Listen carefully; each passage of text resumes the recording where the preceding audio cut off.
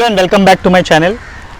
Today we are reviewing the ownership experience of Royal Enfield Thunderbird 500. She's my bike and I bought this bike in 2014.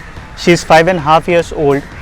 I'll be telling you my experience about owning this bike and how good this bike is if you are planning to make a purchase in today's 2020.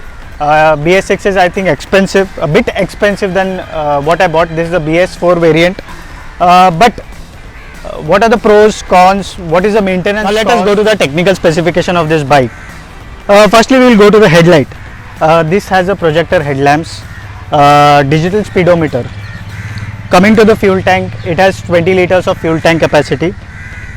It had fuel injection pump since 2014. It was installed with fuel injection pump. It has a single cylinder 4-stroke engine. It has dual ignition sparks. Going to the rear end, it has LED tail lamps. In 2014, this was the only bike which had front and rear disc. And coming to the tank capacity, now it was my decision of buying this bike was firstly comfort and second was a tank capacity. Fuel tank capacity is 20 liters.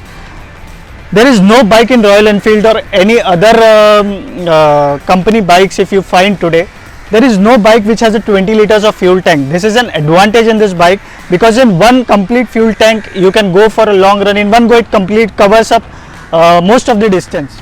Back in 2014, this was the only bike who had front and rear disc brakes. So again, safety was a primary concern. Second important thing after safety for me was comfortability. Now the sitting posture of this bike is very comfortable. You can complete long distance drives without back ache, and this is my 5 years experience. I used to use this bike for daily commuting since until last year. Back in 2014, this bike, it came with fuel injection pump. Now my issue with this bike was fuel injection pump itself. It gave me trouble after 2.5 or maybe 3 years later. I have changed this fuel injection pump to carburetor. Was not a good decision though, because fuel injection pump gives an immense pickup to the bike, but carburetor comparatively doesn't. But compromising over the pickup, I got something that was economy, fuel economy. Carburetor gave a good fuel economy. Secondly, maintenance wise its cost is very low. Once in a year I get my carburetor clean and that's all. But in fuel injection pump what happens is, see now this tank, it's not usually every time completely full. It's in times half empty. So what happens that rust particle formation occurs inside and that directly goes into the fuel injection pump, and that is not get cleansed by mechanics when you put your bike to the service station. So usually in major Thunderbirds you'll find this Thunderbird 500, you'll find this issue of fuel injection pump. They had to be replaced because in those fuel injection pump filters there are rust particles found. Similarly there were rust particles in my fuel injection pump as well. So I got it changed, I got into carburetor. But when I got into carburetor, the only thing in my mind was the maintenance, because the fuel injection pump stopped working in middle of road and it was very much of chaos. Important thing in this bike is its battery. As this is a completely electronic bike, battery plays a very important factor. If there is no battery in the bike won't start at all. Now the problem with me was my battery once went down. Now because of battery the fuel injection won't start, and because as fuel injection won't start, bike won't start. So it is not like usual bikes that if your battery is low you just kick your bike and it will start and you can take it away. But in this bikes, no, it's definitely not that. It's not the same case. There is a ECU in this bike which I call it a heart of this bike. It completely electronically it operates the bike, but again that ECU works on battery. So if there is no battery your bike won't start at all. The idea of getting a carburetor to this bike was that it should start without battery, but this didn't happen in my case because I forgot about the ECU. Because as there is no battery, ECU won't start, fuel injection won't start, bike doesn't start. So then you need battery for this bike to start. Now coming to its maintenance part, as it is a air cooled engine, oil plays a very important role. So most frequently you need oil change, and the problem with these bikes are there is a oil leakage with every, there is oil leak everywhere. Let me show you. See, as you can see, there are many oil stains. I have on purpose not washed this bike as I wanted to show you people all this. See, there is a oil stain there. These are the oil leakages. These are the oil leakages. Then there is a leakage here as well, if you can see. So all in all, there is a lot of oil seal leakages found. See, there is a leakage here as well. So there are many leakages found in this bike because of oil seals.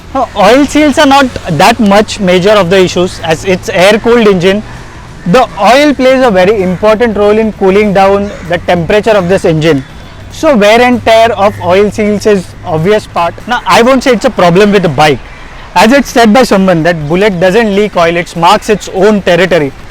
My bike has marked a lot of territory, it will mark ahead as well. So oil is not that much of issue. You need to frequently change the oils. You need to get your change done after maybe 500 kilometers or so. But rather than that, there might be a maintenance of brake pads. I have clocked almost 60,000 kilometers, but I have only changed my tires. There are few of the oil changes, maybe few oil seals. That's it. There is no other major expenses that I have done. If you exclude the fuel injection pump, changing the fuel injection pump to carburetor was my choice. It might be your decision that you can keep it. You can repair the you can repair the fuel injection pump, or you can change into carburetor. But let me tell you, changing the carburetor over a 500cc is not a good decision, because you need to compromise with the pickup. And I'm planning to change this carburetor to fuel injection pump again. So it's not a good decision actually. Now buying this bike in 2020, the major issue. See, I'll tell you, it's a 500cc bike. If you compare the maintenance of this bike to somewhere 100, 150 or 200, in that case 400cc bikes which are available in the market, comparatively the maintenance cost is high.